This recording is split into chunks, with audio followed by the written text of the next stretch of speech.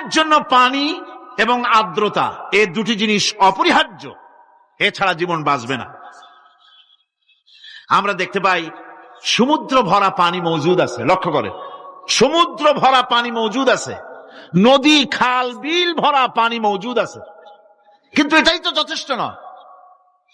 রব হচ্ছেন তিনি যিনি এই বিশাল বিশাল পানির মজুদ থেকে বাতাসকে যিনি বলেন, যিনি প্রতিনিয়ত বাষ্পীয় আকারে পানিগুলিকে সমুদ্র থেকে উত্থিত করেন, পানিগুলিকে উত্থিত করেন মহাকাশে।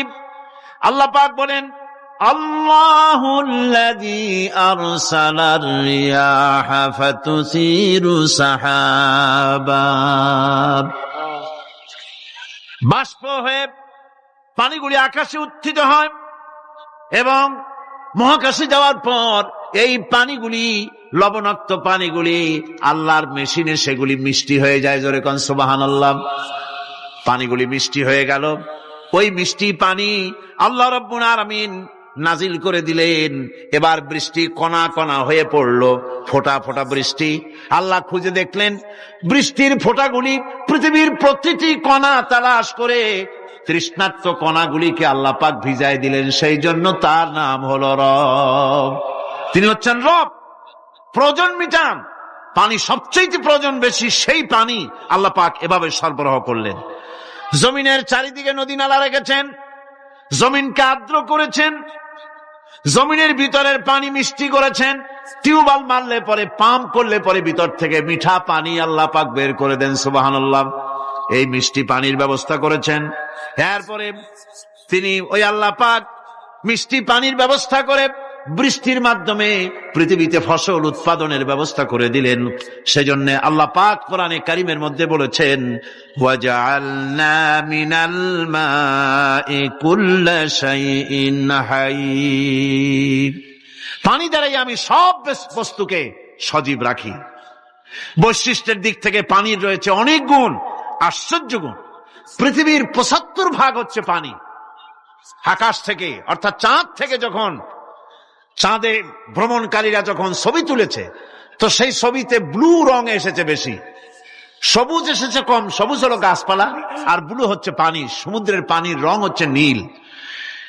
মানুষের শরীরের ভিতরে ৬০% পানি, গাছের মধ্যে রয়েছে পানি। পানি ছাড়া পৃথিবীর বাঁচার কোনো পথ নাই। মানুষকে তিনি বলতেন, যখন যে দাওয়াতের জন্য যারা বেরোতো, তিনি তাদেরকে বলতেন, ইয়াসসিরু ওয়ালা তুআসসিরু, বাশশিরু ওয়ালা তুনাফফিরু।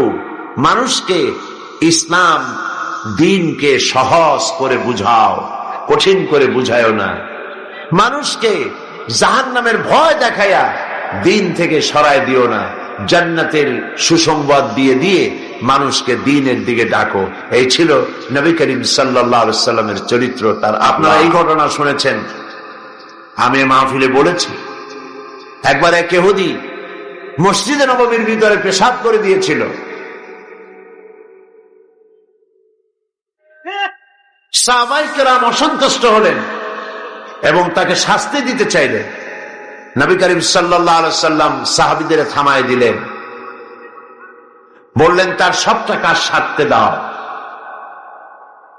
যদি মাঝপথে বাধা দেওয়া হয় তাহলে লোকটা অসুস্থ হয়ে পড়তে পারে। যখন কাজ শেষ হয়েছে, পেশাব শেষ হয়ে গিয়েছে, নবী করিম সাল্লাল্লাহু আলাইহি ওয়াসাল্লাম তাকে ডাকলেন এবং বললেন, তুমি যে কাজটি করেছো তুমি জানো এটা কোন জায়গা? সে বলল, না জানি না। নবী করিম সাল্লাল্লাহু আলাইহি ওয়াসাল্লাম বললেন, জায়গাটি হচ্ছে আমাদের ইবাদতের জায়গা। তোমাদের ইবাদতের জায়গায় যদি কেউ এই কামটা করত তাহলে তোমার কেমন লাগতো? খবরদার, ভবিষ্যতে কখনো তুমি এই মসজিদের ভিতরে, উপাসনালয়ের মধ্যে, ইবাদতের জায়গার মধ্যে এই কামটা করবা না। ইহুদি বলল, আমি মনে করেছিলাম আপনি বুঝি বাদশাহ, রাজা বাদশাদের মতো। আমি যে অপরাধ করেছি এই অপরাধের শাস্তি তো হতে পারত, আপনার হুকুম দেওয়া লাগতো না। চোখের ইশারায় আমার মাথা মাটিতে এক গড়াগড়ি করত, আপনি তা করেন নাই। উত্তম ব্যবহার দিয়ে আমাকে বুঝাই দিয়েছেন। আমার বুঝতে মোটেও কষ্ট হয় নাই, আপনি আল্লাহ পাকের নবী, আমি আর কাফের ইহুদি রইলাম না, আমিও মুসলমান হয়ে গেলাম। লা ইলাহা ইল্লাল্লাহু মুহাম্মাদুর রাসূলুল্লাহ। নবী করিম সাল্লাল্লাহু আলাইহি সাল্লাম সাহাবীদের দিকে তাকায় বললেন, ইন্নাকুম বুইসতুম মুয়াসসিরিন, তোমাদেরকে আল্লাহ পাক সহজ করার জন্য পাঠিয়েছেন, কঠিন করার জন্য পাঠান নাই। মানুষকে সহজ করো, বিষয়টি সহজ করে বুঝাও, মানুষকে ভালোবাসা। দ্বীন ওয়ান নাসিহা, দ্বীন হলো কল্যাণ কামনা করা, ভালোবাসা। নবী করিম সাল্লাল্লাহু আলাইহি সাল্লামকে আল্লাহ পাক পাঠালেন, দায়িত্ব দিলেন তাকে দ্বীন বোঝাবা, তাওহীদ বোঝাবা, মানুষকে আখিরাত বুঝাবা, রিসালাত বুঝাবা, এই দুনিয়াকে কিভাবে পরিচালনা করবে সেই কথাগুলি বুঝাবার জন্য নবী করিম সাল্লাল্লাহু আলাইহি সাল্লাম মানুষকে বলেছেন, মানুষকে বুঝাইছেন। আল্লাহর নবী, তার কাছে দলিল ছিল কোরআন, কোরআন দিয়া তিনি মানুষকে বুঝাইছেন, এক আল্লাহর গোলামি করো, যিনি আকাশ সৃষ্টি করেছেন, জমিন সৃষ্টি করেছেন, তোমাদেরকেও সৃষ্টি করেছেন, তিনি ছাড়া কোনো ইলাহা নাই। ইলাহা ইল্লাল্লাহু মুহাম্মাদুর রাসূলুল্লাহ। কোন ইলাহা নাই, কোন আইনদাতা নাই, বিধানদাতা নাই আল্লাহ ছাড়া। এক আল্লাহর গোলামি করো। খেতে দেওয়ার মালিক তিনি, পড়তে দেওয়ার মালিক তিনি, হায়াতের মালিক তিনি, মওতের মালিক তিনি। বলুন, হায়াতের মালিক কে? সবাই বলেন, মওতের মালিক কে? খেতে দেওয়ার মালিক কে? কষ্ট থেকে মুক্তি দেওয়ার মালিক কে? বিপদ থেকে বাঁচাবার মালিক কে? হাসাবার মালিক কে? কাঁদাবার মালিক কে? ফাআলুল লিমা ইউরিদ, যা খুশি তাই তিনি করতে পারেন।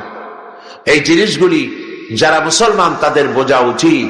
মুসলমানেরা না বুঝেই আল্লাহ পাকের সঙ্গে শিরক করে, আল্লাহ পাকের সঙ্গে অংশীদার স্থাপন করে।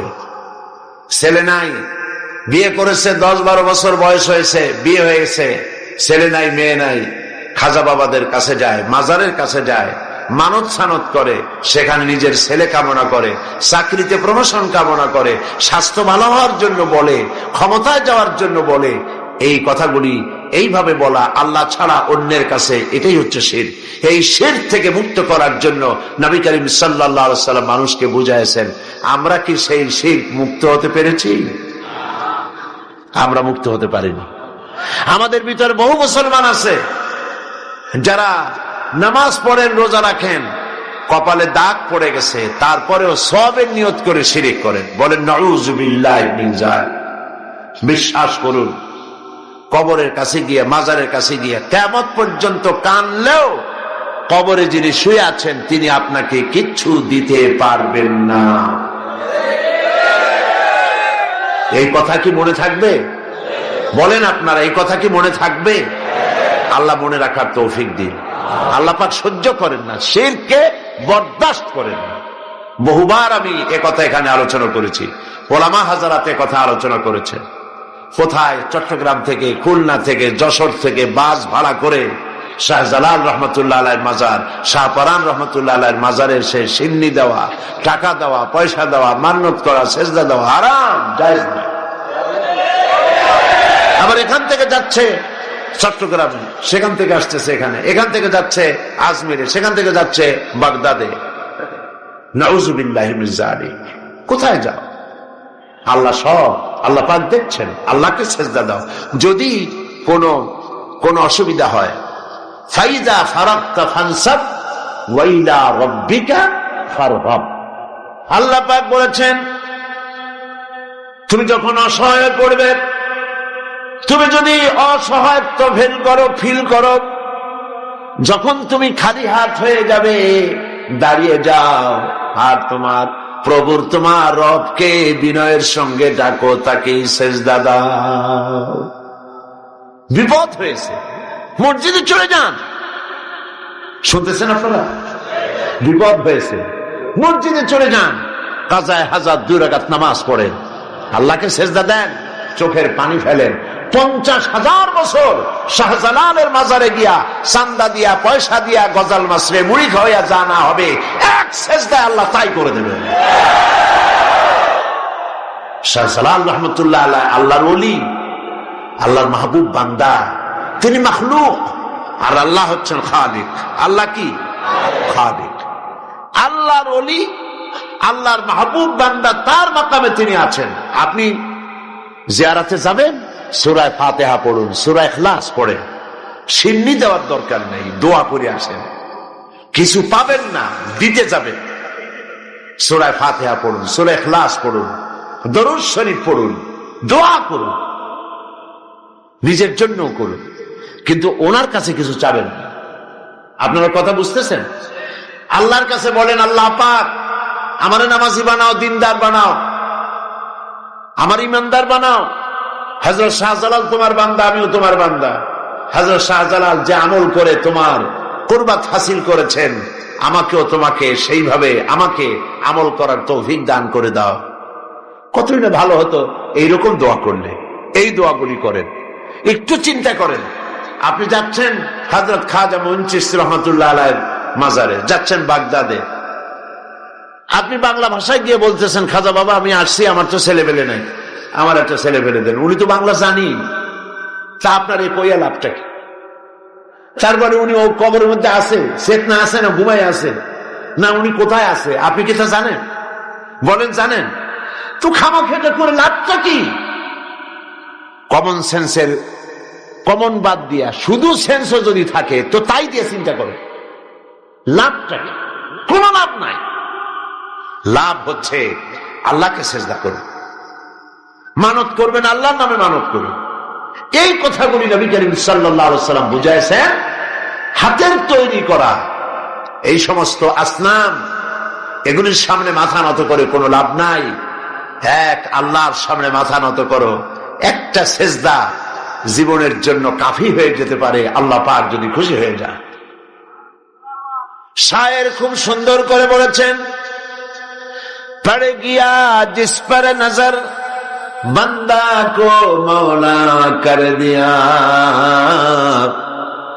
पड़ गया जिस पर नजर बंदा को मौला कर दिया, आ गया जिस नाम में जोश कतरा को दरिया कर दिया।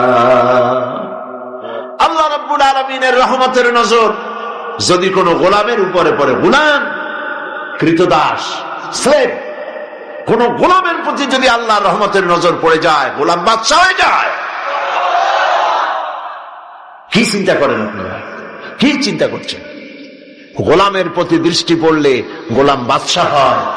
এক ফোঁটা পানির উপরে রহমতের নজর পড়লে পানি ফোঁটা প্রশান্ত মহাসাগর হয়ে যায়।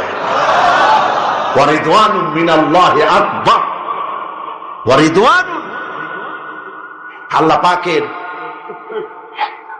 সন্তুষ্টি, এ কথা বোঝানো হয়নি। ওয়ারিদওয়ানুন সামান্যতম আল্লাহ পাকের সামান্যতম সন্তুষ্টি আকবার, আকাশ এবং জমিনের চাইতে অনেক অনেক অনেক বেশি। আল্লাহ পাককে খুশি করুন, আর আল্লাহ পাক খুশি হবেন শীত থেকে বাঁচলে পরে। কলিজার মধ্যে এই কথায় পাথরের মতো শক্ত করে জমায়ে নেন। কোন পীর সাহেব জীবিত অথবা মৃত কেউ আমার ভাগ্য পরিবর্তন করতে পারবে না।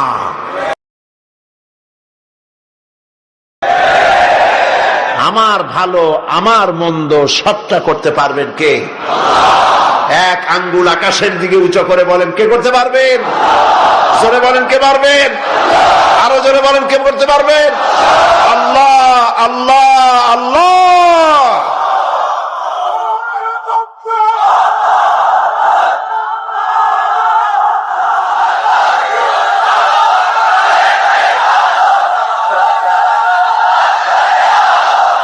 প্রিয় ভাই সব, বাস্তব আমরা বহুত করেছি, আপনারাও বহুত শুনেছেন, কিন্তু কিসমত ভালো হবে না যতক্ষণ পর্যন্ত শীত থেকে আমরা বাঁচতে না পারবো। নবী, আল্লাহর নবীরা, পেগম্বরেরা আম্বিয়া আলাইহিস সালামের সর্বপ্রথম দাওয়াত এটাই ছিল, আল্লাহর সাথে কাউকে শরীক স্থাপন করা যাবে না। সাফ, সমস্ত ক্ষমতার মালিক আল্লাহ সুবহানাহু ওয়া তাআলা, যা প্রয়োজন আল্লাহকে বলে। আল্লাহর কাছে যেতে চান? আমি জবাব চাচ্ছি, আল্লাহর কাছে যেতে চান? সবাই চান? আল্লাহ পাক বলছেন, আমার কাছে যদি আসতে চাও ওয়াসজুদ ওয়াক্তারি।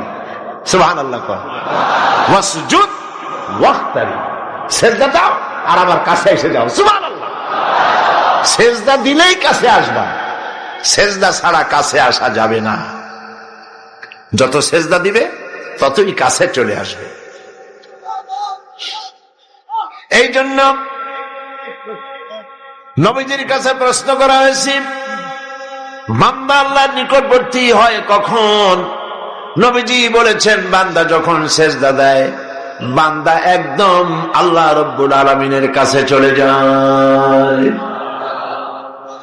সিজদা যখন দিবে, চিন্তা করবেন আল্লাহ পাকের কদম মোবারকের উপরে আমার মাথা রেখে দিলাম। কলিজা ঠান্ডা হয়ে যাবে এরকম একটা সিজদায়, কলিজা ঠান্ডা হয়ে যাবে একটা সিজদায়, মাথা উঠাইতে ইচ্ছা করবে না।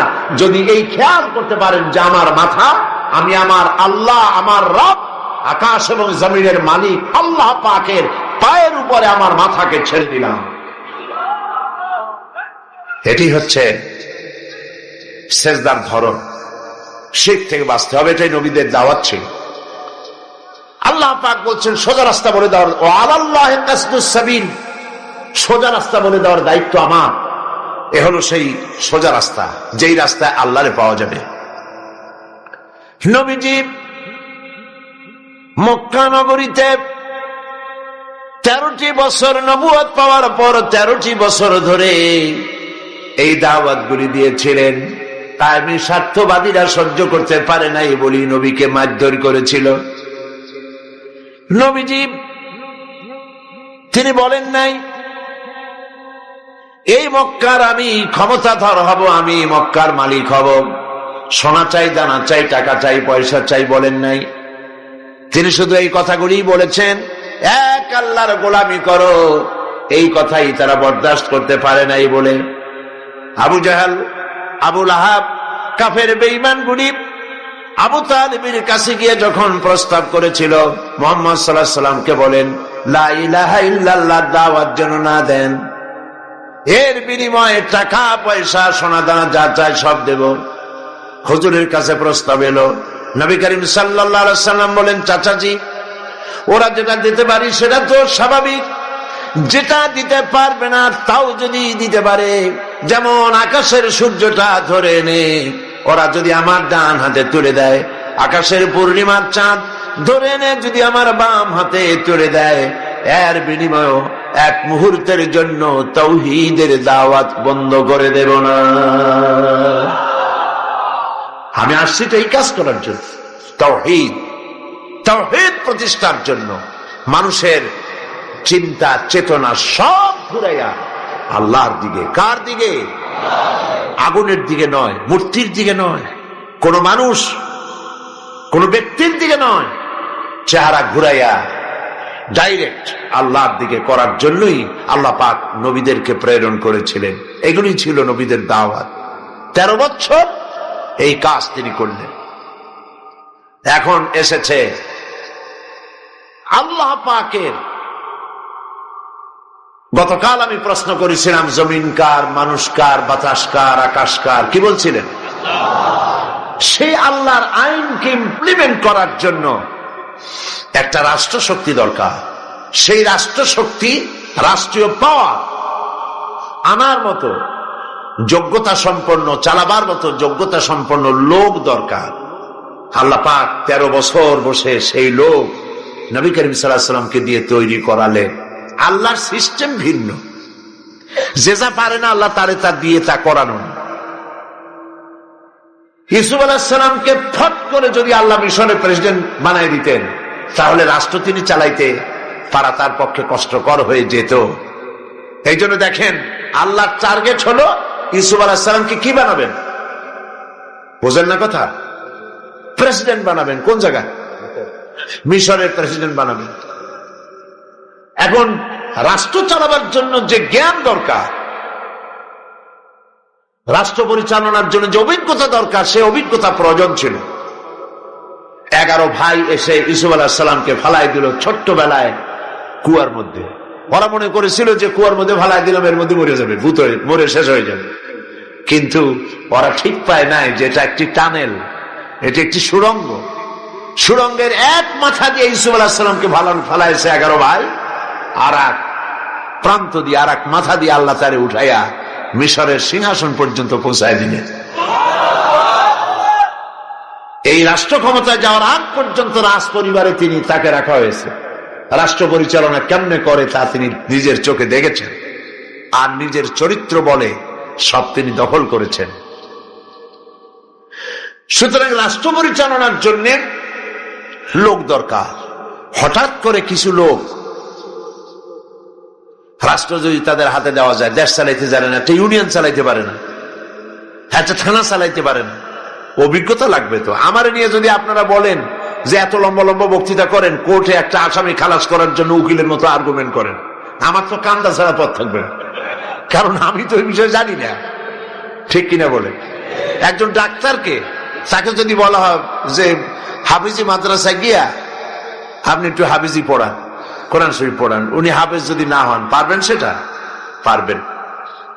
এই জন্য রাষ্ট্র পরিচালনা করার জন্য জমিন আল্লাহর, আইন চলবে আল্লাহ, সেই আইনকে কার্যকরী করার জন্য এক শ্রেণীর লোক প্রয়োজন, আল্লাহর আইন বোঝে এবং জীবনের বিনিময় আল্লাহর আইনকে প্রতিষ্ঠিত করার জন্য বদ্ধপরিকর। এমন একটি বাহিনী তৈরি করতে নবী করিম সাল্লাল্লাহু আলাইহি সাল্লামের সময় লাগলো কত বছর? 13 বছর। 13 বছর ধরে এই লোকগুলিকে তৈরি করে তিনি প্রস্তুতি নিয়েছেন। তিনি জানেন না সামনে কি হবে, পরিকল্পনা তো করছেন আর একজন, পরিকল্পনা হচ্ছে আর এক জায়গায়। কে করতেছেন পরিকল্পনা? আল্লাহ সুবহানাহু ওয়া তাআলা। নবীজি ঘুমিয়ে আছেন, গভীর রাত্রে হযরত জিবরিল আমিন এসে বলছেন, আল্লাহর নবী, আল্লাহ পাক অর্ডার করেছেন আজকের রাতে মদিনায় হিজরত করবেন।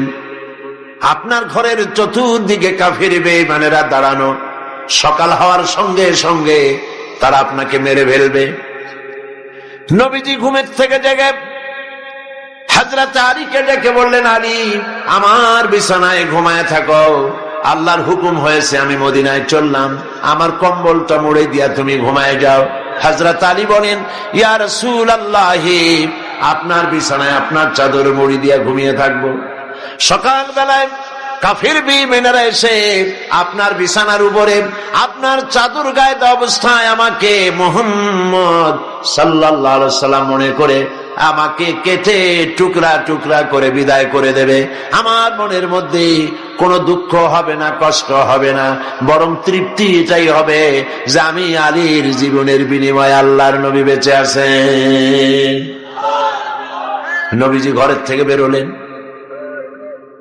চতুর্দিকে কাফের দাঁড়ান, হাতে এক মুষ্টি বালু নিলেন, বালুগুলি নিক্ষেপ করলেন।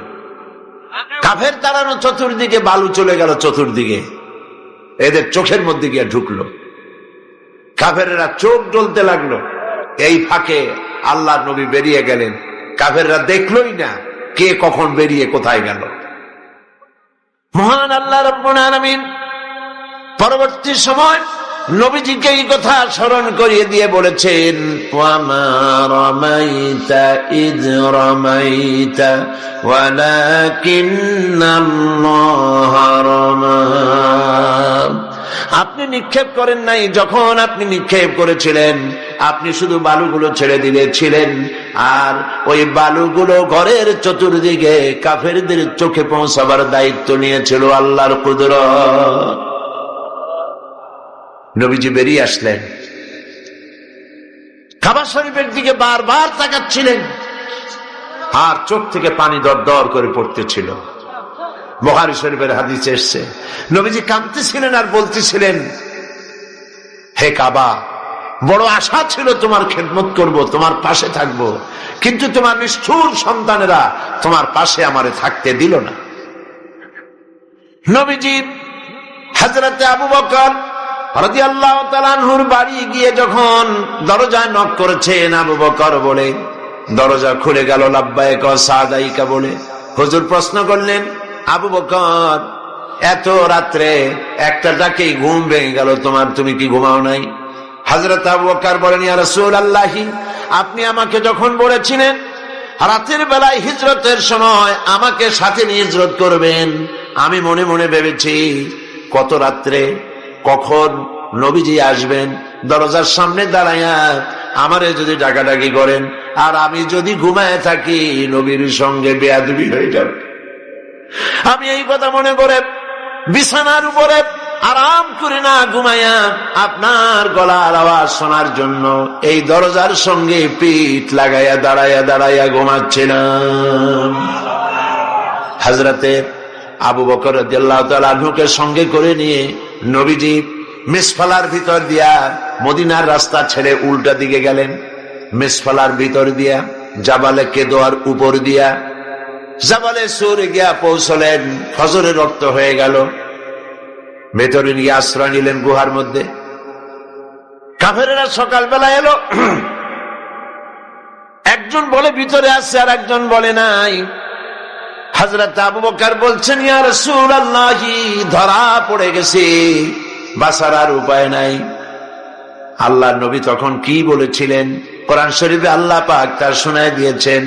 নবীজি বললেন, ইয ক্বালা লিসাহিবিহি লা তাহজান ইন্নাল্লাহা মা'ানা। আল্লাহ পাক কোরআন শরীফের কথা উঠাই দিলেন। ইয ক্বালা লিসাহিবিহি, তিনি তার বন্ধুকে ডেকে বললেন, হে আমার সাথী, লা তাহজান, ভয় পাইও না, আমরা মাইনরিটি নই, আমরাই মেজরিটি, আল্লাহ আমাদের সাথে আছেন। সুবহানাল্লাহ। কিসের ভয়? সারা দুনিয়া যদি একদিকে চলে যায় আর ইমানদার মুসলমানেরা যদি একদিকে থাকে, কাফেরদের হাজারো চক্রান্ত, লাখো চক্রান্ত কোনো কাজে আসবে না আল্লাহ যদি সাথে থাকে। নবী করিম সাল্লাল্লাহু আলাইহি ওয়াসাল্লাম এই ময়দান থেকে মদিনা মুনাওয়ারার দিকে চললেন, আর কাফেরেরা ঘোষণা দিল, মুহাম্মদ সাল্লাল্লাহু আলাইহি ওয়াসাল্লামকে কেউ যদি জীবিত অথবা মৃত অবস্থায় ধরে দিতে পারে 100 লাল উট তাকে পুরস্কার দেওয়া হবে। সুরাকা 100 লাল উট পাওয়ার লোভে বলল, এই কাম আমিই পারবো। খুঁজতে খুঁজতে মুহাম্মদ সাল্লাল্লাহু আলাইহি ওয়াসাল্লামকে মরুভূমির মধ্যে সে পেয়ে গেল। যেই না ধরতে যাবে কাছাকাছি গেছে, সুরাকার ঘোড়ার পা মাটির মধ্যে দেবে গিয়েছে। নবী করিম সাল্লাল্লাহু আলাইহি ওয়াসাল্লাম পিছনের দিকে তাকালেন। সুরাকা বলল, আমি মাপ চাই। হুজুর বললেন, মাপ করলাম, ফিরে যা। ঘোড়ার পা উপরে উঠে আসলো। যখনই উপরে উঠে আসছে, সুরাকা চিন্তা করলো 100 লাল উট। আবার পিছনে ছুটেছে ধরার জন্য। আবার কাছাকাছি যখন গেছে, 4টা ঠ্যাং ডুবে গেছে মাটির মধ্যে। বলছে, মুহাম্মদ সাল্লাল্লাহু আলাইহি ওয়াসাল্লাম, মাপ চাই, ভুল করেছি, মাফ করে দাও। হুজুর ফিরে তাকিয়ে বললেন, দিলা করে ফিরে যা। আবার ঘোড়া উপরে উঠে আসলো। ফিরবে, আবার চিন্তা করলো 100 লাল উট। কি খারাপ মানুষ, চিন্তা করে। আবার পিছনে পেছনে গেছে। এইবার কাছাকাছি গিয়ে ধরবো অবস্থা যখন হয়েছে, ঘোড়ার 4টা ঠ্যাং, ওর নিজের পা, ঘোড়ার পেট আস্তে আস্তে মাটির মধ্যে গাড়া শুরু হয়ে গেছে। বলছে, মুহাম্মদ সাল্লাল্লাহু আলাইহি ওয়াসাল্লাম, ক্ষমা চাই, আমারে মাফ করে দেন। নবীজি বললেন, মাফ করে দিলাম। উপরে যখন উঠে আসছে, ঘোড়ার পা শুদ্ধ। হুজুর তাকিয়ে বললেন, সুরাকা, এখনো কি তোর বিশ্বাস হয় না যে আমি আল্লাহর নবী? সুবহানাল্লাহ। সুরাকা বলছে, আমি আপনাকে ছেড়ে দিলাম, ধরবো না। তবে এই যে ধরলাম না, সেজন্য কিছু দেবেন না? কি চিন্তা করে আর নবী কত বড় রহমতের নবী, সুবহানাল্লাহ। নবীজি রাগ করলেন না। এই রকমের ক্ষমতা যদি আমাদের থাকতো হাতে, আমরা কইতাম তোর 14 গোষ্ঠী মাটির নিচে যাক। রহমতের নবী রাগ করলেন না। সে কয় যে কিছু দেবেন না, ধরলাম না যে সেজন্য কিছু দেবেন না। হুজুর সাল্লাল্লাহু আলাইহি ওয়াসাল্লাম রাগ করলেন না, বললেন হ্যাঁ দেব। কি দেবেন? তিনি বললেন পারস্য সম্রাটের মুকুট দেব। সুরাকা মনে মনে খুব অসন্তুষ্ট হলো, মুখ দিয়ে কিছু কইল না, মনে মনে অসন্তুষ্ট হইল। রাতের বেলায় লোক নাই, জন নাই, একজন মানুষ নিয়ে আপনি আত্মগোপন করে মদিনায় যাচ্ছেন, পারস্য সম্রাটের মাথার মুকুট আমারে দেবেন, কিছু দেবেন না তাই কর। এটা কি স্বাভাবিক কথা? তখনকার যুগের সুপার পাওয়ার।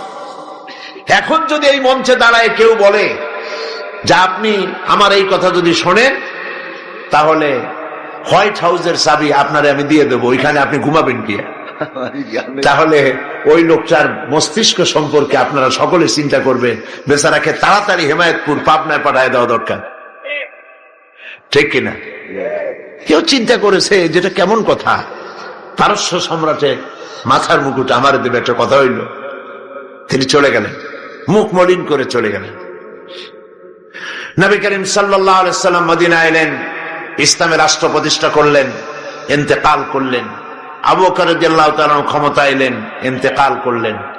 সুরাকা বুড়া হয়ে গেছে, চুল দাড়ি পাকিয়া সব সাদা হয়ে গেছে। এবার ক্ষমতায় হযরতে আমিরুল মুমিনিন খলিফাতুল মুসলিমিন ওমর ইবনুল খাত্তাব রাদিয়াল্লাহু তাআলা আনহু। পারস্যের সঙ্গে যুদ্ধ হলো। এই যুদ্ধে পারস্য মুসলমানদের হাতে দখল হয়ে গেল। গনিমতের মাল এলো, সোনা দানা হীরা জহরাত অস্ত্রপাতি সব গনিমতের মাল এসে খলিফার সামনে হাজির।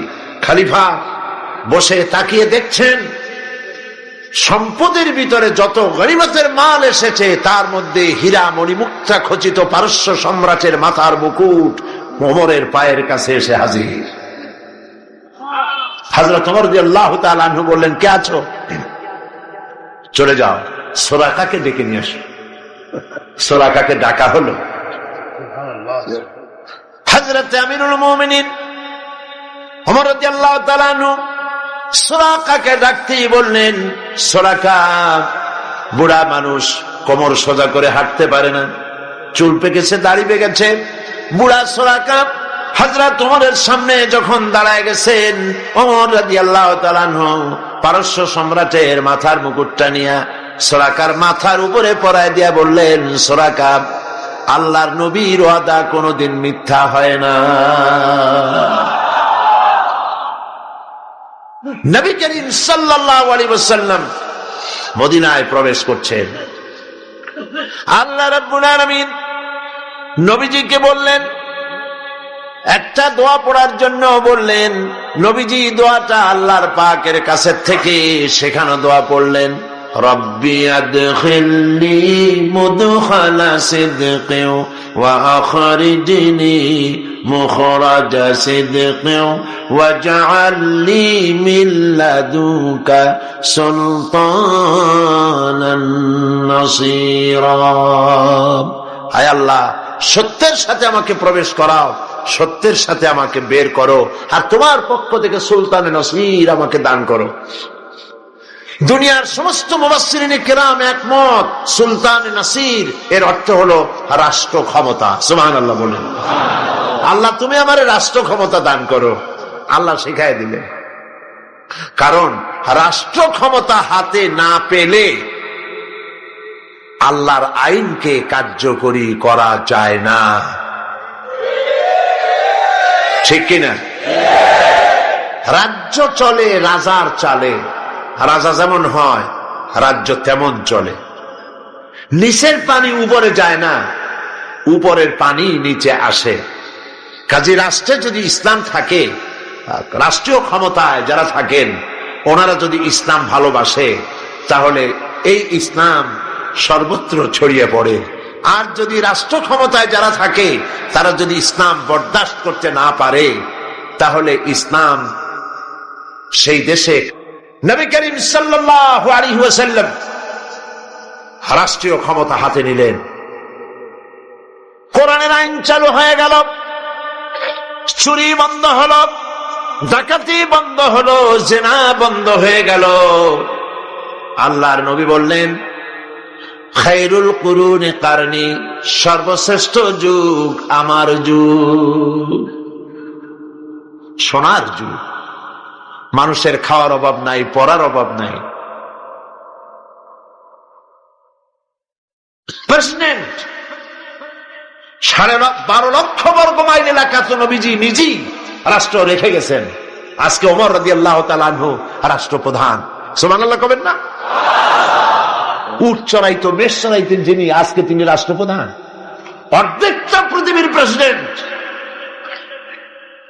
একটার পর একটা রাজ্য জয় হচ্ছে। রোম সম্রাট তার বর্ষিয়ান গোয়েন্দা বিভাগের প্রধান তাকে পাঠায় দিল, দেখো তো অবস্থা তো কাহিল মনে হয়, ক্রমেই যেভাবে রাষ্ট্র দখল হচ্ছে ইসলামের হাতে, কবে না জানি আমার রোমও চলে যায়, কবে না জানি আশেপাশের দেশগুলিও চলে যায়। দেখে আসো ওমরের সিংহাসনটা কেমন, সেনাবাহিনী কেমন, তার স্বাস্থ্য কেমন, লোকটা কেমন। দেখো, গোয়েন্দা বিভাগের প্রধান গেলেন কারে দেখতে? ওমর রাদিয়াল্লাহু তাআলা। মদিনায় অনেকদিন হাজে আসছে না কিসে আসছে আল্লাহই জানে, তখনকার যে পদ্ধতি ছিল ওইভাবে আসছে। আয়েশা মদিনায় ঢুকে জিজ্ঞেস করছে, আইনা মালিকুকুম, তোমাদের রাষ্ট্রপ্রধান, তোমাদের রাজা কই? সাহাবায়ে কেরাম জবাব দিলেন, আমাদের জন্য কোনো রাজা হয় না, বাল্লানা আমির, আমাদের জন্য একজন আমির হন। সে আমির হচ্ছেন ওমরে ফারুক রাদিয়াল্লাহু তাআলা আনহু।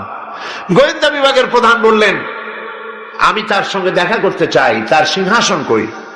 ওনারা বললেন, ওনার কোনো সিংহাসন নাই, আমাদের সাথে মসজিদে এক জায়গায় বসে, আলাদা কোনো চেয়ারও নাই, বালিশও নাই, খাতাও নাই, এই এমনি আমাদের মাঝেই বসে। কোথায় তিনি?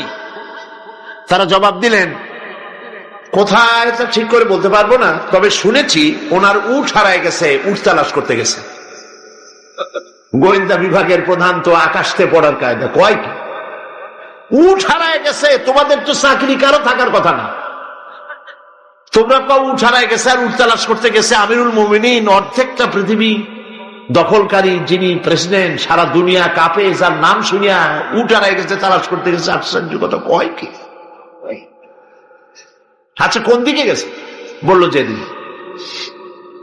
গোয়েন্দা বিভাগের লোকটি হাঁটতে লাগলো, কোথায় দেখা হয় আল্লাহই জানে। কিছু দূর হেঁটে যাওয়ার পর দেখেন একটা গাছের তলায় একটি লম্বা লোক শোয়া, উট একটা বাঁধা, গাছের তলায় শোয়া, চাদর নাই, বালিশ নাই, হাত মাথার তলে দিয়ে শুয়ে আছেন। সূর্য ঢলে যাওয়ার কারণে গাছের ছায়া সরে গিয়েছে, সূর্যের তাপে মাথার ঘাম, শরীরের ঘাম দিয়ে বালু ভিজতেছে। একজন পরিচয় করিয়ে দিলেন, ইনি আমিরুল মুমিনিন। গোয়েন্দা বিভাগের প্রধান, তার জবান থেকে বেরিয়ে গেল, ওমর, আমার দেশের প্রেসিডেন্ট দুর্ভেদ্য প্রাচীরের মধ্যে থাকেন, চতুর্দিকে দুর্ধর্ষ সেনাবাহিনী আধুনিক অস্ত্রপাতি নিয়ে চতুর্দিকে দাঁড়িয়ে থাকে, ভেতরে দুগ্ধ ফেননি বিছানার উপরে আরাম করে থাকেন, শুয়ে থাকেন রাজাধিরাজ রোমের সম্রাট, চতুর্দিকে পাহারা, অস্ত্রপাতি, এত শান্তির বিছানা, তারপরেও তার ঘুম হয় না। জানলার কোন ফাঁক দিয়া গুলি আসা কলজাটারে ফুটা বানায় দেয়। তুমি ওমর, অর্ধেকটা পৃথিবী তোমার হাতের মুঠোয়, তোমার একটা বডিগার্ড নাই, তোমার বিছানা নাই, বালিশ নাই, নির্বিঘ্নে নিশ্চিন্তে উট বাজে রেখে তার পাশে শুয়ে আছো, কারণ তুমি জনগণের অধিকার আদায় করেছো, জনগণকে গণতন্ত্র দিয়েছ, জনগণের খাওয়ার পরাগ দিয়েছ, জনগণকে বিশ্বাস করেছ, ভালোবেসেছ, তাই তোমার নিরাপত্তার দায়িত্ব গোটা জাতি গ্রহণ করেছে। এটা হলো ইসলাম, এটা হলো ইসলাম। আর যদি জনগণের উপরে খারাপ ব্যবহার করা হয়, যিনি খারাপ ব্যবহার করেন তিনি বুঝতে পারেন ক্ষমতা যখন থাকবে না তখন আমার আর উপায় নাই, সেজন্য সেনাবাহিনীর নিরাপত্তা ছাড়া চলার পথ নাই। তখন নিরাপত্তার দাবি ওঠে। কিন্তু আল্লাহর পথের পথিক যারা, তাদের এগুলির প্রয়োজন হয় না। সুবহানাল্লাহ বলেন। কারণ তারা জানে হায়াতের মালিক, মওতের মালিক কে? জোরে বলেন কে? আল্লাহ সুবহানাহু ওয়া তাআলা। বন্ধুগণ, কোরআনে কারীমে আল্লাহ পাক বলেন, وعلى الله قصد السبيل ومنها جائر ولو شاء لهداكم أجمعين। সোজা রাস্তা বলে দেওয়ার দায়িত্ব আমি আল্লাহ। আল্লাহ পাক সহজ ও সরল রাস্তা বলে দেওয়ার জন্য নবীদের পাঠালেন। নবীরা ক্ষমতা এলেন। আল্লাহর নবী ক্ষমতা এসে নিজের ক্ষমতার পরিধি, নিজের বাড়ি ঘরের সৌন্দর্য বাড়ান নাই, নিজের জায়গা জমিন বৃদ্ধি করেন নাই, একটা বিছানা পর্যন্ত ছিল না। হযরত ওমর বলেন, আমি নবীজির সঙ্গে দেখা করতে গেলাম। নবীজি ঘরের ভিতরে আরাম ফরমাচ্ছিলেন, বিছানার উপরে শোয়া নবীজি। আমাকে দেখে তিনি উঠে বসলেন। আমি দেখলাম নবীজি দড়ি দিয়ে বোনানো খাটিয়ার উপরে শোয়া ছিলেন, চাদর নাই, তোশক নাই। নবীজি যখন উঠে বসলেন, আমি তাকিয়ে দেখলাম নবীজির পিঠ মোবারকের উপরে দড়ির দাগগুলি কেটে আছে। আমি বললাম, ইয়া রাসূলুল্লাহ, এই পৃথিবী কাফির বেঈমানেরা কত শান্তি করলো, কত আরাম করলো, আর আপনার একটা বিছানা নাই, তোশক নাই। আপনি আমাকে অনুমতি দেন, একটা বিছানা বানায় দিই, একটা তোশক বানায় দিই। নবীজি বললেন, ওমর শোনো, এই পৃথিবীতে শান্তি করার জন্য আমি আসি নাই।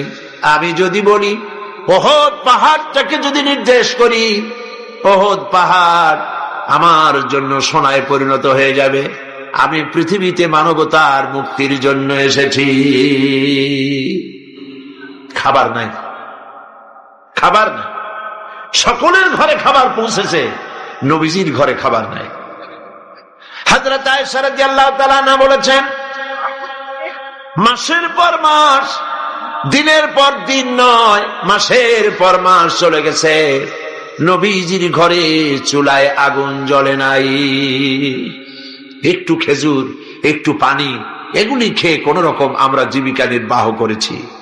একবার নবী করিম সাল্লাল্লাহু আলাইহি ওয়াসাল্লাম মসজিদে নববীতে অসময় হযরত আবু বকর রাদিয়াল্লাহু তাআলা আনহুকে দেখলেন বসে আছে। জিজ্ঞেস করলেন, তোমরা এই অসময় এখানে কেন?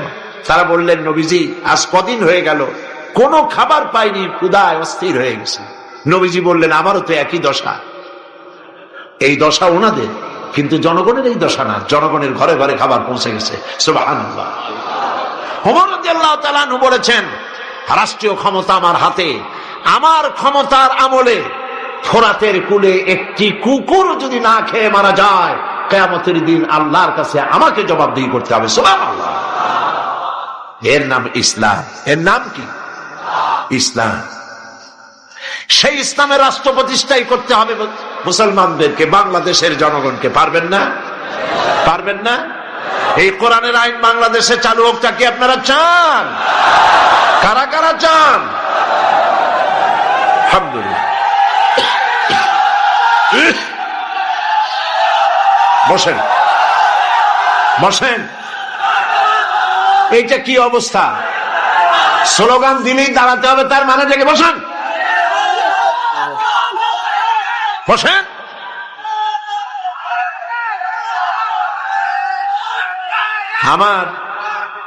আমার মনে হয় যে আপনারা চান্স খোঁজেন। অনেক সময় বসে থেকে মাজা ব্যথা করে, তো স্লোগানের সুযোগ পাইলেই দাঁড়ায় যায়। এইটা না অন্য কিছু? যাক, আলহামদুলিল্লাহ, মাজা আল্লাহ ঠিক রাখুক। কোমর সোজা থাকতে হবে, হাঁটুতে শক্তি থাকতে হবে। যুদ্ধের এখনো অনেক পথ বাকি।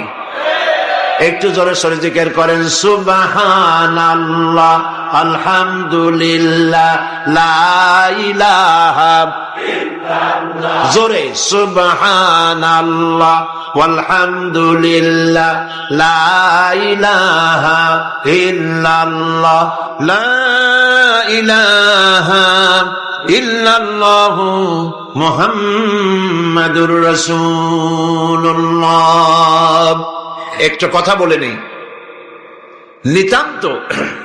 নিতান্ত লক্ষ্য করুন, নিতান্ত টয়লেটে যাওয়ার পেশাব পায়খানার হাজত না হলে কেউ মানুষকে কষ্ট দিয়া বেরোতে চেষ্টা করবেন না, কারণ রাস্তাঘাট মাঠ সব ভর্তি, যেদিকে যাবেন সেদিকেই মানুষ, আপনি যাবার কোনো পথ পাবেন না। মানুষকে কষ্ট দেওয়া ছাড়া আপনার কোনো রাস্তা নেই। সমস্ত রাস্তা পথ ঘাট, সিলেটের মাদ্রাসা ময়দান পার্শ্ববর্তী রাস্তাগুলি সব ভর্তি, আলহামদুলিল্লাহ বলেন। সুতরাং মানুষকে কষ্ট না দেওয়াই, মুসলমানকে খামোকা কষ্ট দেবেন না। নিতান্ত পেশাব পায়খানার জরুরত হলে যেতে পারেন। প্রিয় ভাইরা, নবী করিম সাল্লাল্লাহু আলাইহি ওয়াসাল্লাম তিনি বললেন, আমার ওই একই অবস্থা, চলো আমার সাথে। তিনজনে গিয়ে উপস্থিত হলেন হযরতে আবু আইয়ুব আনসারী রাদিয়াল্লাহু তাআলা আনহুর বাড়িতে। হযরতে আবু আইয়ুব আনসারী রাদিয়াল্লাহু তাআলা আনহু রাসূলকে, হযরত আবু বকর ওমর রাদিয়াল্লাহু তাআলা আনহুমাকে পেয়ে দারুণ ভাবে আনন্দিত হলেন। ঘরের মধ্যে প্রবেশ করে বললেন, বিবি, এমন তিনজন মেহমান পেয়েছি, আকাশের নিচে জমিনের উপরে এর থেকে সম্মানিত মেহমান আর নাই। তিনি একটি বকরি জবাহ করলেন, রান্নার ব্যবস্থা করলেন, বাগানে চলে গেলেন, কিছু খোরমা নিয়ে এলেন, নবীজিকে বললেন, আল্লাহর নবী, এই খোরমা আপনি খান। হুজুর জিজ্ঞেস করলেন, খোরমাগুলির মধ্যে পাকা, কাঁচা, আদা পাকা আছে, কোনটা খাবো? হযরত আবু আইয়ুব বলছেন, ইয়া রাসূলুল্লাহ, তিন রকমের, তিন শ্রেণীর খোরমাই আপনি খাবেন, অনুরোধ করব, কারণ এগুলি আমার বাগানের খোরমা। যেই শ্রেণীর গায়ে আপনার হাত লাগবে, আল্লাহ পাক আমার বাগানে বরকত দিয়া দিবে। রান্না বান্না হয়ে গেল, গোশত আর রুটি সামনে এলো। নবীজি খাওয়া শুরু করার আগে কয়েকটা রুটি আর কয়েক টুকরা গোশত একটা পোটলার মতো করে বানায়া হযরত আবু আইয়ুবের হাতে তুলে বললেন, আবু আইয়ুব, এই গোশত আর রুটি টুকরা নিয়ে যাও আমার মা ফাতেমার কাছে। গত ৩-৪ দিন হয়ে গেল, তার কিসমতে কিছু হয় নাই। নিজেরা না খেয়ে মানুষের দুয়ারে দুয়ারে খাবার পৌঁছে দিয়েছেন, মানুষ যেন কষ্ট না পায়, জনগণের খাবারের বন্দোবস্ত, পড়ার বন্দোবস্ত করেছেন। নবীজি গরিব মানুষের জন্য, মানুষের অর্থনৈতিক সমৃদ্ধির জন্য ব্যাংক তৈরি করলেন, ব্যাংকের নাম রাখলেন বাইতুল মাল। এই ব্যাংকের উদ্বোধন যেদিন করেন, বুখারী শরীফের হাদিসে এসেছে, আল্লাহর নবী উদ্বোধনী বক্তব্যে বললেন, মান তারাকা দায়নান আও দিয়ান ফালাইয়া, যদি কোন ঋণগ্রস্ত ব্যক্তি ঋণ পরিশোধ করতে না পেরে, ঋণ পরিশোধ করতে পারে নাই, এমন অবস্থায় যদি মারা যায়, তাহলে তার ঋণ পরিশোধের যদি কোনো ব্যবস্থা তার না থাকে, তাহলে তার ঋণ পরিশোধের ব্যবস্থা আর তার এতিম বাচ্চাগুলি, বিধবা স্ত্রী আর এতিম বাচ্চা আর ঋণের বোঝা সবগুলি আমি মুহাম্মদ সাল্লাল্লাহু আলাইহি ওয়াসাল্লাম আমার কাঁধে উঠাইয়া নিলাম। এমন রাষ্ট্র চালু হয়ে গেল, চুরি নাই, ডাকাতি নাই, জেনা নাই, ব্যভিচার নাই, হত্যা নাই, ধর্ষণ নাই, মানুষ শুধু পাইল শান্তি আর শান্তি। সুবহানাল্লাহ। এই শান্তি হলো কিভাবে, কি দিয়া হলো বলেন? জোরে বলেন, কি দিয়া হলো? কোরআন দিয়ে হয়েছে। কোরআন, এই কোরআন দিয়ে যদি রাষ্ট্র শাসিত হয়, তাহলে দেশে শান্তি অবশ্যই হবে। আমরা আশা করব বাংলাদেশে এই শান্তি হবে ইনশাআল্লাহ। বলি ইনশাআল্লাহ। মুসলমানদের উত্থান, মুসলমানদের জাগরণ আবার শুরু হবে ইনশাআল্লাহ। মুসলমানরা আজ মার খাচ্ছে পৃথিবীর চতুর্দিকে, চতুর্দিকে মার খাচ্ছে।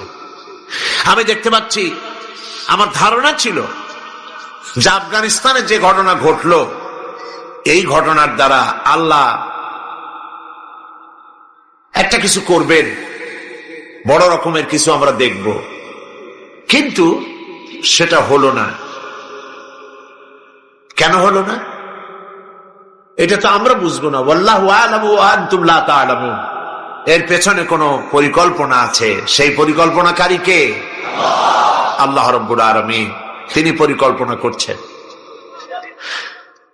11ই সেপ্টেম্বরে আমেরিকায় যে ঘটনা ঘটেছে, এই ঘটনা সম্পর্কে আমার সুস্পষ্ট মত হচ্ছে, যদ্দূর পড়াশোনা করেছি তাতে আমার সুস্পষ্ট মত, এই ঘটনা ঘটিয়েছে পৃথিবীর ইহুদিদের পরিচালিত মোসাদ, ইহুদিদের গোয়েন্দা বিভাগ, ইসরায়েল রাষ্ট্র, ইহুদিরাই এই ঘটনা ঘটিয়েছে। এর প্রমাণপত্র পত্রিকায় বেরিয়েছে। টুইন টাওয়ার যারা ভাঙলো, আমরা তীব্র নিন্দা জানাই।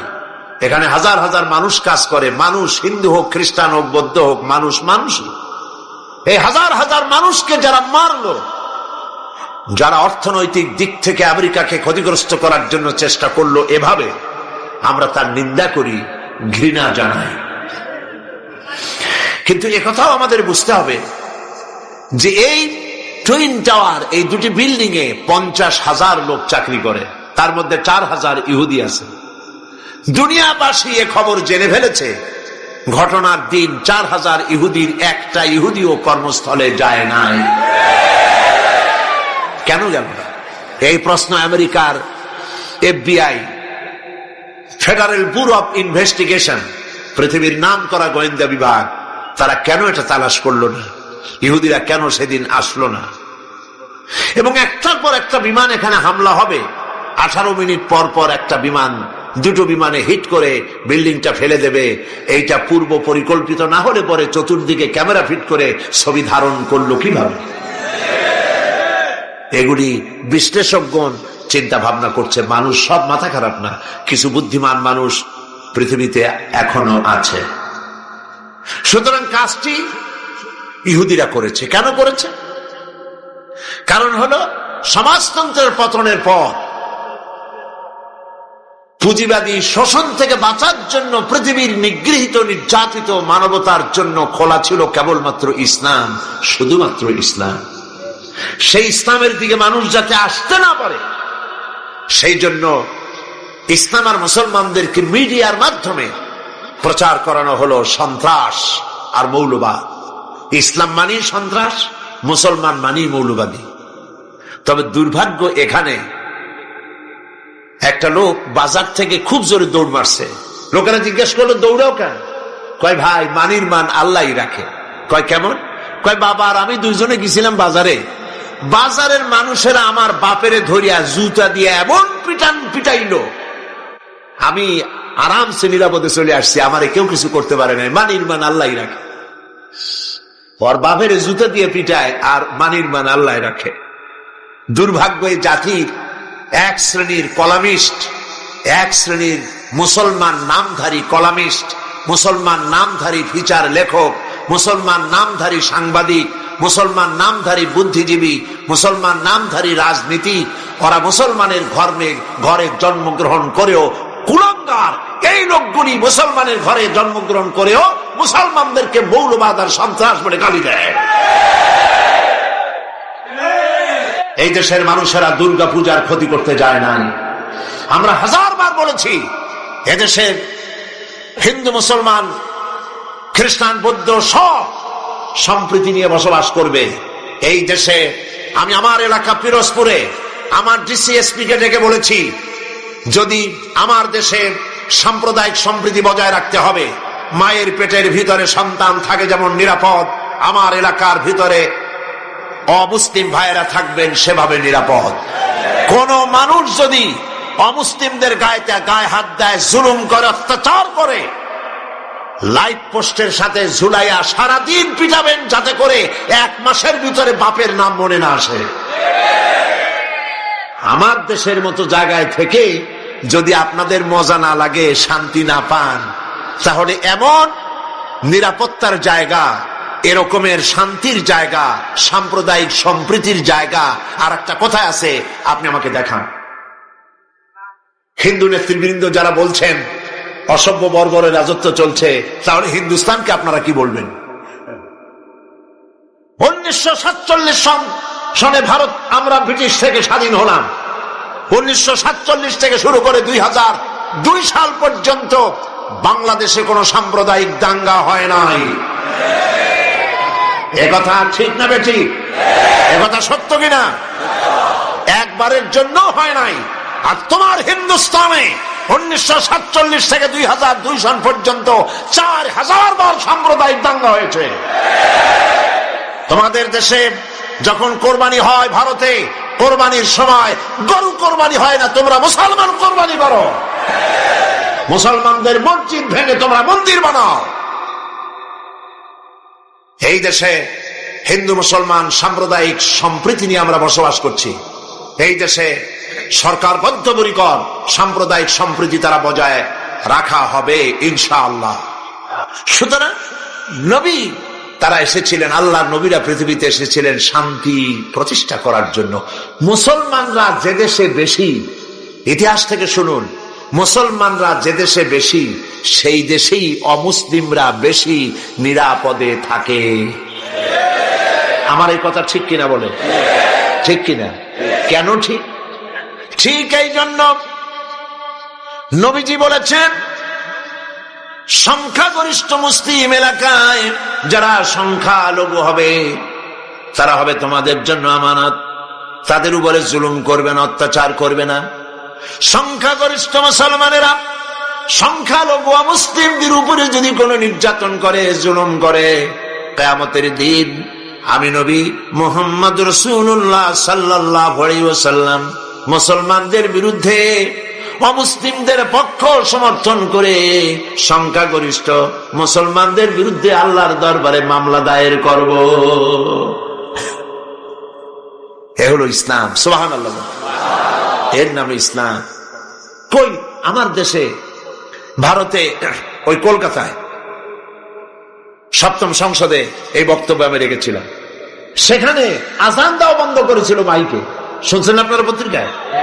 আজান দেওয়া বন্ধ কেন? শব্দ দূষণ হয়, আজান দিলে শব্দ দূষণ হয়। কপাল পোড়া।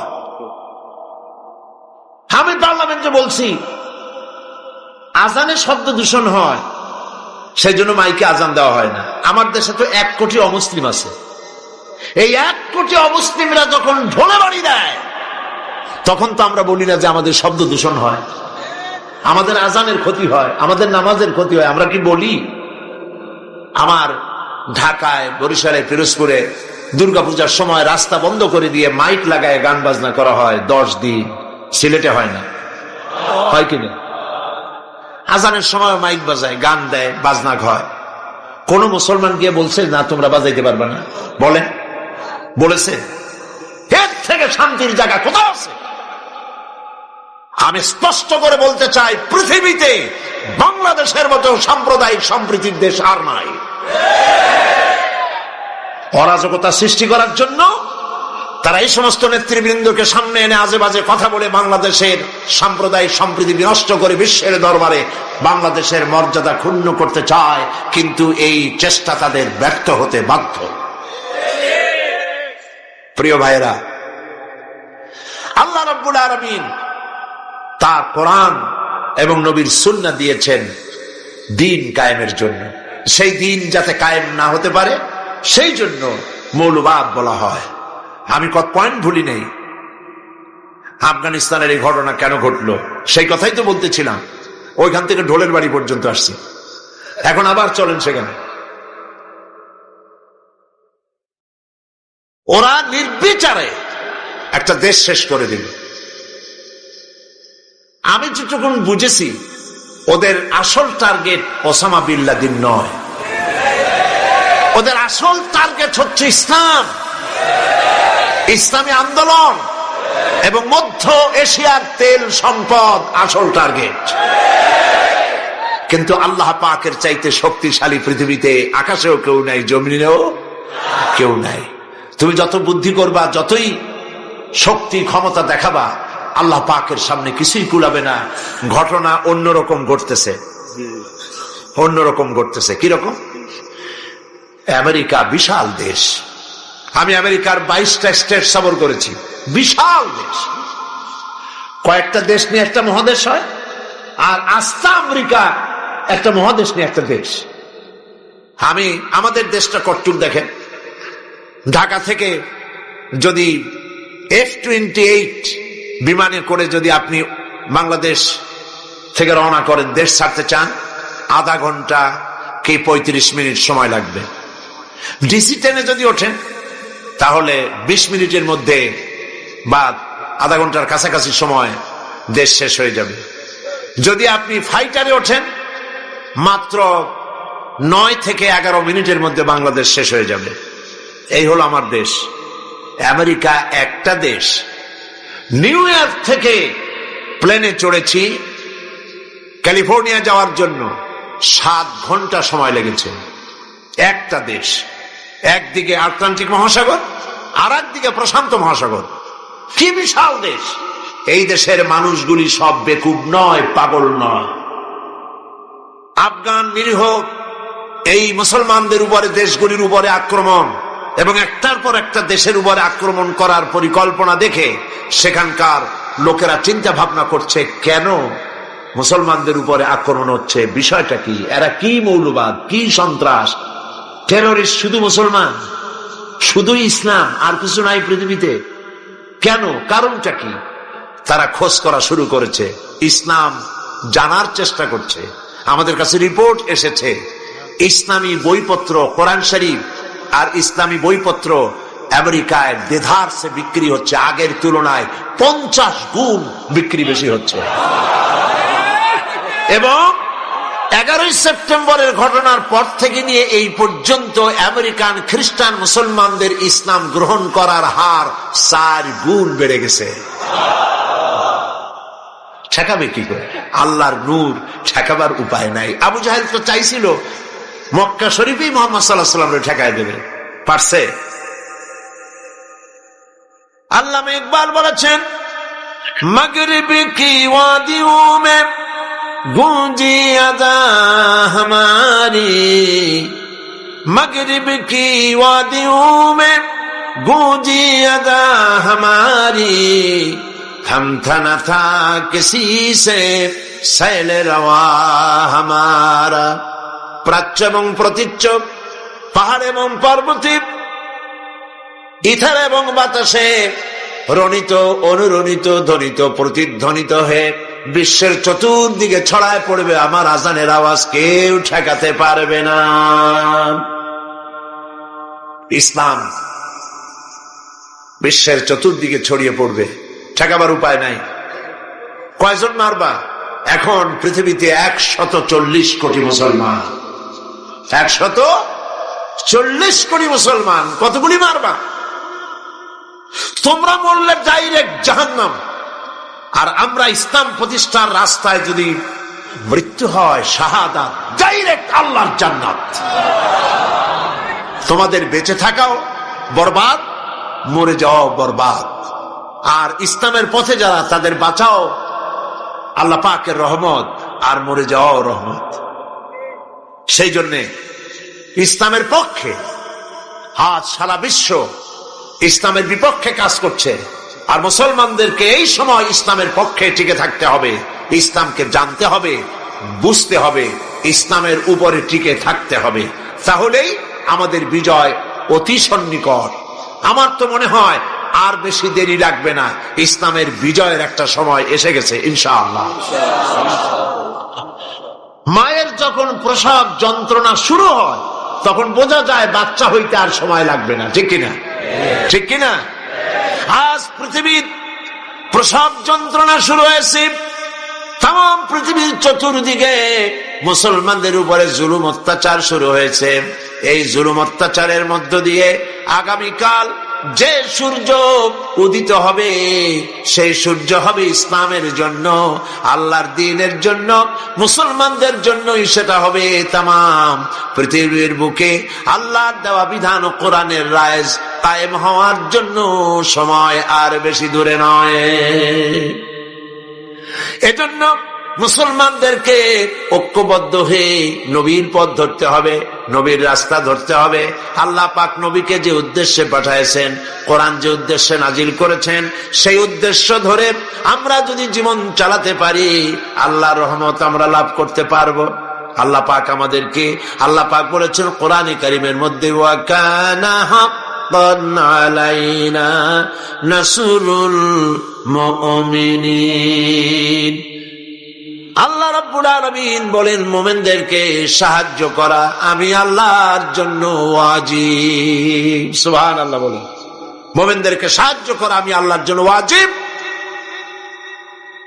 মুসলমান বেশি হওয়া লাগবে, সৈন্য সংখ্যা বেশি হতে হবে, অস্ত্র বেশি হতে হবে। আল্লাহ পাক এগুলি বলেননি। অস্ত্র লাগবে, এটা ঠিক, অস্ত্র লাগবে। কিসের জন্য? দিন প্রতিষ্ঠার জন্য। কেউ যদি আমাদের মারে, তাহলে আমরা তো আর বসে বসে আঙ্গুল চুষতে পারবো না। কি বলেন, ঠিক কিনা? এই জন্য জিহাদে আল্লাহর মদদ পাওয়া যায়। মুসলমানের আল্লাহর দেওয়া বিধান কায়েমের জন্য যদি চেষ্টা চালায়, আল্লাহ পাক বলেছেন, ওয়ালা তাহিনু ওয়ালা তাহজানু ওয়া আনতুমুল আলাউনা ইন কুনতুম মুমিনিন। কোনো ভয় নাই, কোনো চিন্তা নাই, যদি মুমিন হও আমি আল্লাহ তোমাদেরকে জয়ী করব। সুবহানাল্লাহ। 10 জন সূরা আনফাল আল্লাহ পাক বলেছেন, 10 জন ইমানদার সাবের মুত্তাকি যদি হও 100-র উপরে বিজয়ী করব। সুবহানাল্লাহ কবেন না? 100 যদি হও ইমানদার সাবের মুত্তাকি, 1000 কাফেরের উপর বিজয়ী করব। সুবহানাল্লাহ।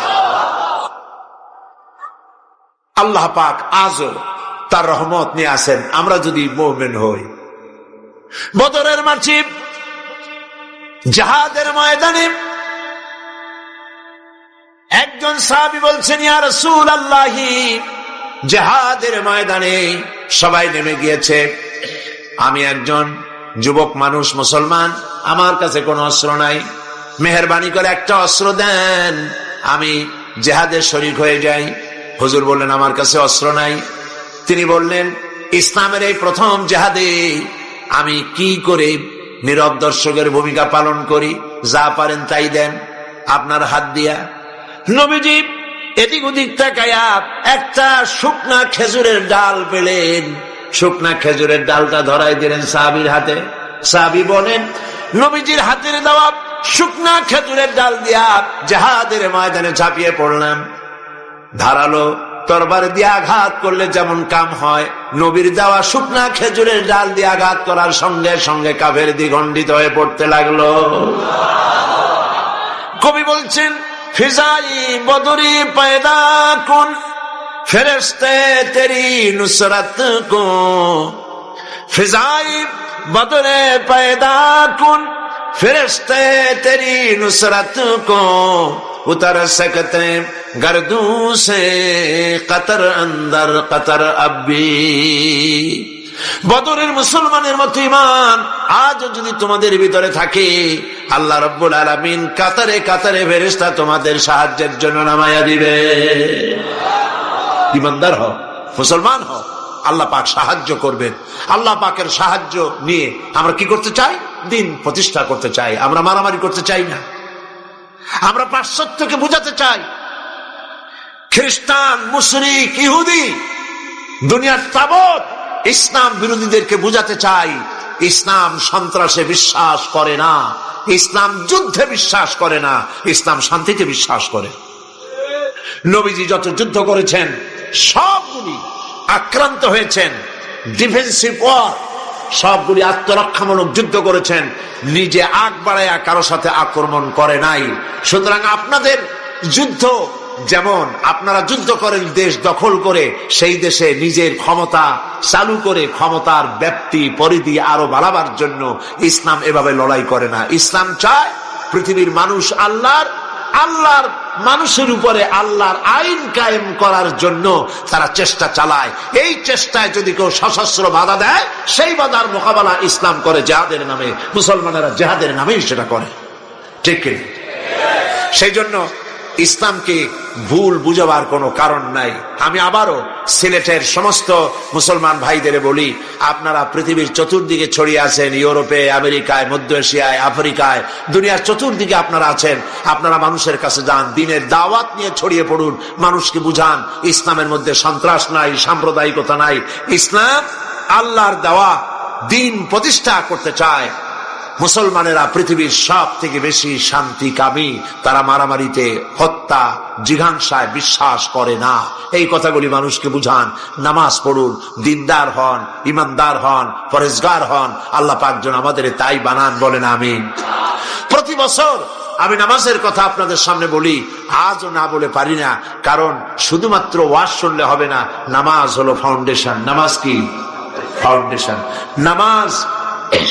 নামাজ লা দীন লিমান লা সালাত লাহু, যার কাছে নামাজ নাই তার কাছে দিন নাই, ঈমান নাই, চরিত্র নাই, কিছুই নাই। 5 ওয়াক্ত নামাজ জীবনে আর ছাড়বো না, ওয়াদা করতে পারবেন? প্রতি বছর করেন, আজও করেন, দুহাত উঁচু করে বলেন, ইয়া আল্লাহ, তোমার পবিত্র নামে ওয়াদা করি, কসম করি, যতদিন পর্যন্ত মালাকুল মউত আমার মাথার কাছে না আসতেছে ততদিন পর্যন্ত ফরজ নামাজ, ফরজ রোজা ছেড়ে দেব না, ছেড়ে দেব না। ইয়া আল্লাহ, আমি আমার মৃত্যু পর্যন্ত এই ওয়াদা যেন পালন করতে পারি, এ তৌফিক তুমি আমারে দাও, আমিন। হাত নামান। প্রিয় ভাইয়েরা, মুনাজাত করব আমি। মুনাজাতের আদব হলো বসা। যত মুসলমান যেখানে আছেন, এত বড় মুনাজাত জীবনে আরেকটা পাবো কোনো নিশ্চয়তা নাই। কথা ঠিক কিনা? যাদের কিসমত খারাপ কেবল তারাই মুনাজাতে শরীক হইতে পারবে না, আর যাদের কপাল ভালো তারা তো পারবেই। রাস্তা বন্ধ করে দিন, যারা রাস্তায় দাঁড়াইছিলেন এতক্ষণ রাস্তায় বসে পড়েন, রাস্তায়, গাছে, ছাদে, যিনি যেখানে আছেন সব বসে যাবেন। আল্লাহুম্মা আমিন। রব্বানা যালামনা আনফুসানা ওয়া ইন লাম তাগফির লানা ওয়া তারহামনা লানাকুনান্না মিনাল খাসিরিন। সবাই পড়ুন, রব্বানা যালামনা আনফুসানা ওয়া ইন লাম তাগফির লানা ওয়া তারহামনা লানাকুনান্না মিনাল খাসিরিন। আয় আল্লাহ রাব্বুল আলামিন, লক্ষাধিক জনতার এই বিশাল জনসমুদ্র নিয়ে তোমার দরবারে গভীর রাত্রে হাত তুলেছি।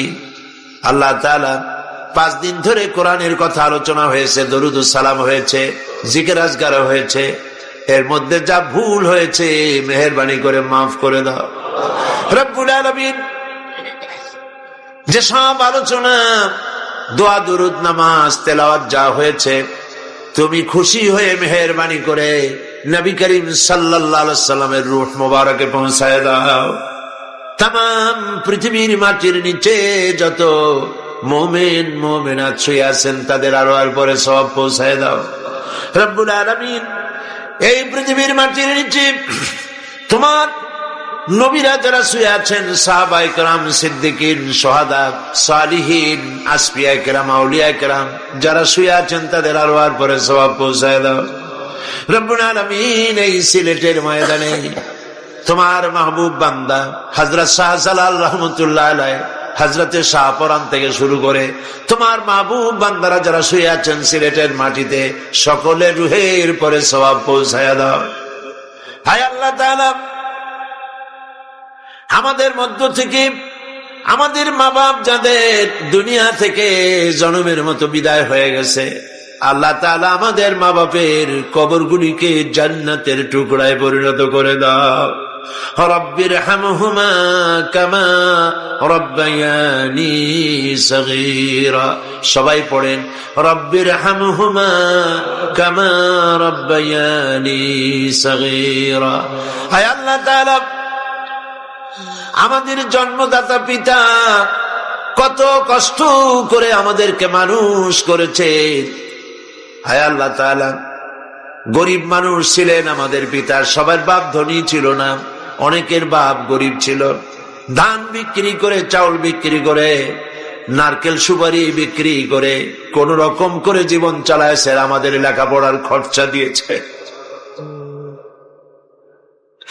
মাথায় পিঠে হাত বুলাইয়া কত দোয়া করেছেন, কত আশা করেছেন, ছেলে ভালো হবে, ছেলে আল্লাহর খাঁটি গোলাম হবে। আল্লাহ তাআলা এইভাবে বাপ স্নেহ দিয়া যত্ন করে মানুষ করে দুনিয়া থেকে, বাড়ি ঘর কিছুই নিলেন না, সব ফালায় থুয়ে বিদায় হয়ে গেল। যাবার সময় বালিশ নয়, লেপ নয়, তোষক নয়, টাকা নয়, পয়সা নয়, কিচ্ছু না, সাদা 3 টুকরা কাপড় নিয়া খালি হাতে বাপ বিদায় হয়ে গেল।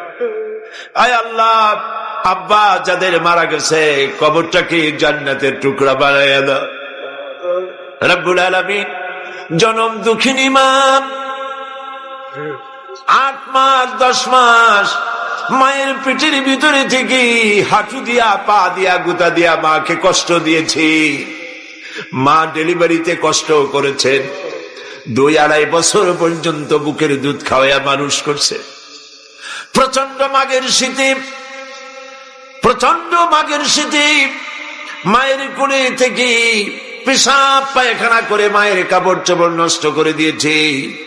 মা রাগ করে আছাড় দেন নাই, একটা থাপ্পড়ও লাগান নাই। বাইরে নিয়ে পানি দিয়ে ধুয়ে সাফ করে কান্না মুখে শত চুমা দিয়া হাসি ফুটাইছেন যে মা, ওই মা যার বিদায় হয়ে গেল, কবরটাকে বেহেশতের বাগান বানাইয়া দাও। রব্বির হামহুমা কামা রব্বায়ানি সগীরা। আবারও পড়েন, রব্বির হামহুমা কামা রব্বায়ানি সগীরা। আয় আল্লাহ তাআলা, আমাদের দাদা দাদি নানা নানি আত্মীয় স্বজন পাড়া প্রতিবেশী যার যা মারা গেছে প্রত্যেকের রুহের পরে সওয়াব পৌঁছায় দাও।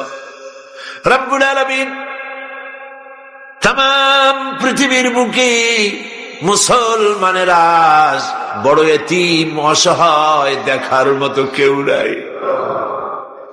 আল্লাহ, আমরা মার খাচ্ছি চতুর্দিকে, আমরা বুঝতে পেরেছি আমরা অপরাধী, আমরা গুনাহগার, আমরা মার খাওয়ার উপযুক্ত হয়েছি। রব্বুল আলামিন, আয় আল্লাহ তাআলা, তুমি আজ তোমার আরশে আজিম থেকে সিলেটের মাদ্রাসার মাঠের দিকে তাকাও, রহমতের নজর দিয়া তাকাও। আরশে আজিম থেকে রহমতের নজরে তাকায়া দেখো সিলেটে তোমার বান্দা বান্দিরা কিভাবে কাঁদতেছে।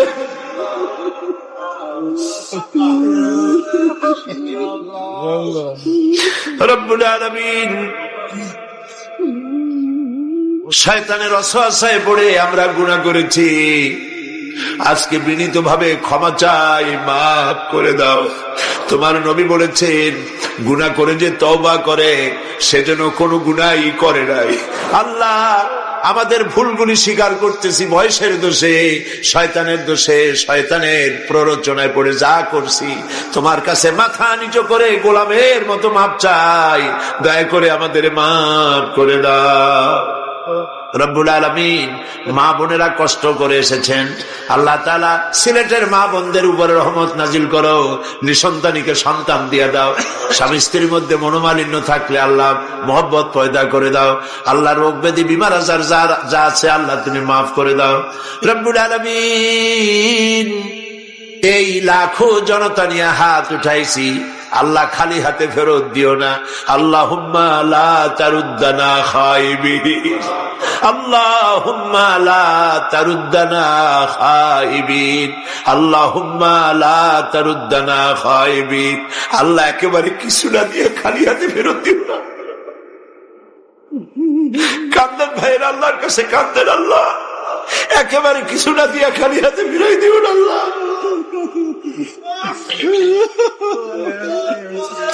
আল্লাহ তাআলা, আমরা গুনাহগার, শর্মিষ্ঠা, লজ্জিত, দুঃখিত, আল্লাহ আমাদের মাফ করে দাও।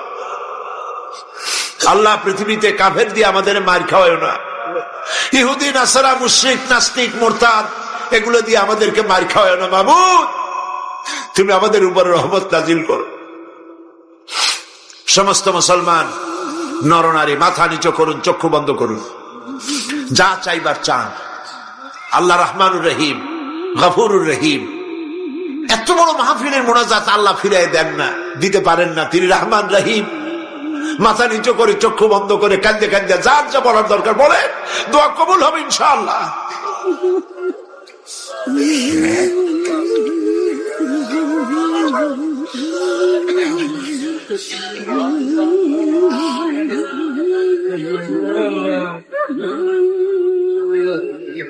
আল্লাহ, তুমি আমাদের কান্না শোনো, তুমি আমাদের ডাক শোনো, তুমি আমাদেরকে ক্ষমা করো।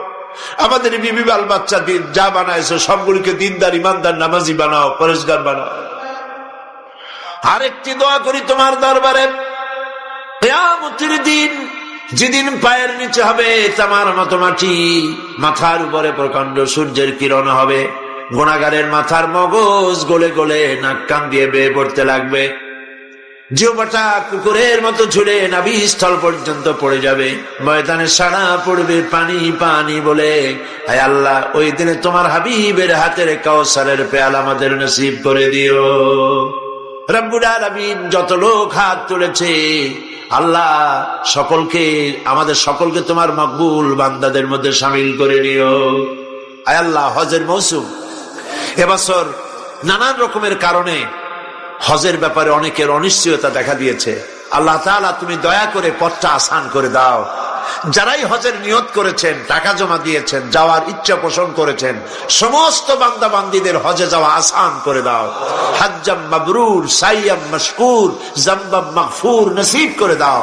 আল্লাহ তাআলা যারা নিয়ত করেছেন, টাকা জমা দিয়েছেন, একজনের জন্য মাহরুম না হয় আল্লাহ তুমি দয়া করে সকলের হজের ব্যবস্থা করে দিও। আল্লাহ তাআলা সিলেটে লক্ষ লক্ষ ভাই বোনেরা বিদেশে থাকেন, আল্লাহ তাআলা সবসময় দেশে আসতে পারেন না, তাদেরকে বিদেশে আল্লাহ পাক তুমি হেফাজতে রাখো। আল্লাহ পাক তাদেরকে